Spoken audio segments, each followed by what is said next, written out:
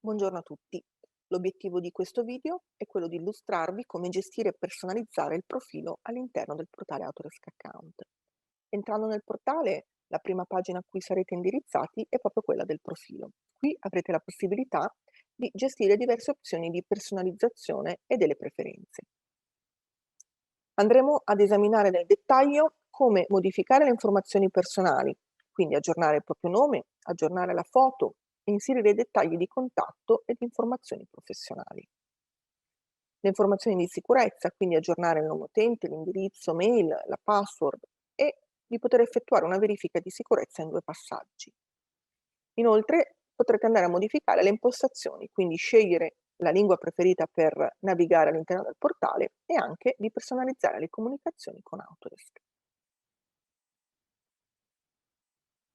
All'interno delle informazioni personali, come dicevamo, è possibile andare ad aggiornare il proprio nome, inserire una foto di riconoscimento e di inserire delle informazioni personali.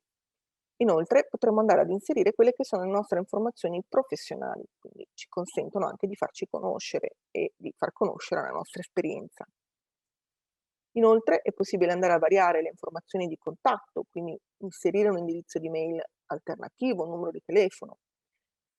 Per quanto riguarda i collegamenti personali, questo servono per condividere le nostre competenze ed aumentare quindi la visibilità attraverso le community di Autodesk.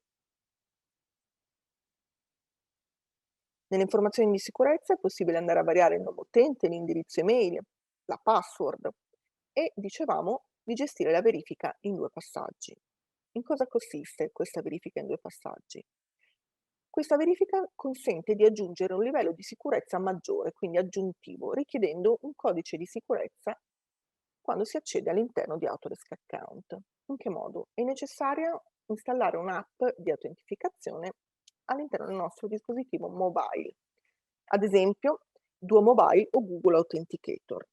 In questo modo si genererà un codice di sicurezza, un ulteriore codice di sicurezza che ci servirà nel momento in cui entreremo all'interno del portale Autodesk Account. Inoltre posso andare a variare il nome utente cliccando a fianco nella voce modifica e andando ad inserire quello che è il nuovo nome utente o un nuovo indirizzo email. Cliccando su salva le mie modifiche si salveranno.